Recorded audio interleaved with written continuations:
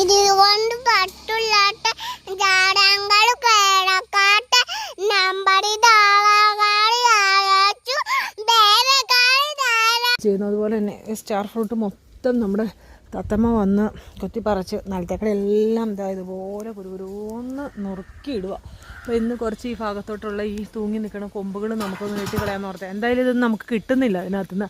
കാരണം ചെറുതായിട്ട് ആവ് വരുമ്പോഴത്തേക്കും മൊത്തം ഇത് കൊത്തിപ്പറിക്കി തിന്നും. അതുപോലെ തന്നെ ഈ നെല്ലിമരം കണ്ടോ, ഈ നെല്ലിമരം ഇത്തിരി വർഷങ്ങളായതാണ്, പക്ഷേ നെല്ലിക്ക ഉണ്ടായിട്ടില്ല ഇതുവരെ. ഈ വർഷം അതിൻ്റെ ഇതുപോലെ നിലത്തേക്കടെ മൊത്തം ഇങ്ങനെ ചാടിക്കൊണ്ടിരിക്കുക. അന്നൊന്ന് വെട്ടിക്കളഞ്ഞേക്കാം എന്ന് വിചാരിച്ചുകൊണ്ട് നമ്മളിന്ന് ഇതിനകത്ത് കോണി വെച്ച് കയറി വെട്ടാൻ പോവാട്ടോ. കോണി ഇതിനകത്തേക്ക് വെച്ചിട്ടുണ്ട്. ഇനിയിപ്പോൾ നമ്മളിത് കയറാൻ പോവാണ്. അങ്ങനെ കൊമ്പ് മുറിച്ചിട്ടുണ്ട് കേട്ടോ. കൊമ്പ് അവിടെ നിന്ന് ഇനി ഒരു 2-3 ബ്രാഞ്ച് വെച്ച് ബാക്കിയെല്ലാം അങ്ങ് വെട്ടി. ഇപ്പം നല്ല വെളിവായിട്ടുണ്ട്. ഇതുപോലെ നമ്മൾ വെട്ടിയിട്ടു.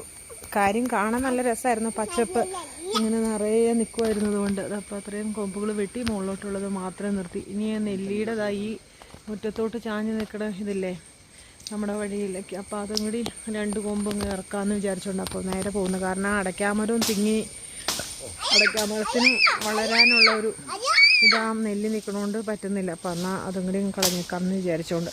അപ്പോൾ ഇവിടെ ഇപ്പം നല്ല അത്യാവശ്യം നല്ല വെളിവായി.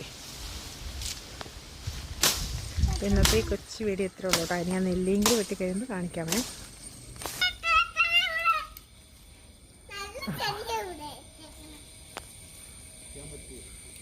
ഏതാ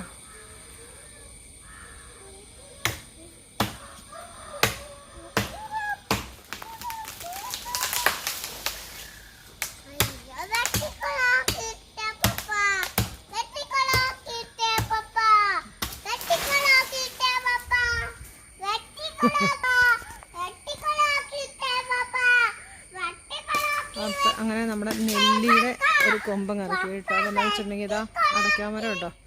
ആ അടയ്ക്കാമരം അതിങ്ങനെ തിങ്ങി നിൽക്കുമായിരുന്നു, വളരാൻ വളർച്ചയെത്താതെ അങ്ങനെ ഒരു ഇതായിട്ട് നിൽക്കുമായിരുന്നു. കാരണം ഇതിൻ്റെ ഉള്ളിൽ കിടന്ന് അങ്ങ് ഞെരുങ്ങി നിൽക്കുമായിരുന്നു. അപ്പം അത് എന്തായാലും ഇതിനകത്ത് നെല്ലിനാണെങ്കിൽ ഒരെണ്ണം പോലും ഇത്ര വർഷമായിട്ട് ഉണ്ടാവണമില്ല. എന്നാൽ പിന്നെ അത് വെട്ടി മാറ്റി വളർന്ന് വരുന്നതിനൊരിതാക്കി കൊടുക്കണ്ടേ നമ്മൾ, അതിന് വേണ്ടിയിട്ട് വെട്ടുന്ന കേട്ടോ. ഇവിടുന്ന് ചെടികളൊക്കെ ഒന്ന് മാറ്റി അങ്ങോട്ടൊക്കെ ഇറക്കി വെച്ചു. കുറച്ച് ഇങ്ങോട്ട് മാറ്റി വെച്ചേക്കണം. ഇപ്പോൾ നോക്കി നല്ല വെട്ടം വന്നില്ല ഇവിടെ. പക്ഷെ നല്ല പച്ചപ്പായിരുന്നു കേട്ടോ, കാണാൻ നല്ല രസമായിരുന്നു. പക്ഷേ ഇതും കൂടി അങ്ങ് വെട്ടിക്കളയും, ഇങ്ങോട്ടുള്ളതും കൂടി. നല്ല തണലായിരുന്നു. ഇനിയിപ്പോൾ നല്ല ഇതാവും, അവിടെ നിൽക്കാൻ പറ്റത്തുണ്ടാവില്ല ഇനി വെയിലത്ത്.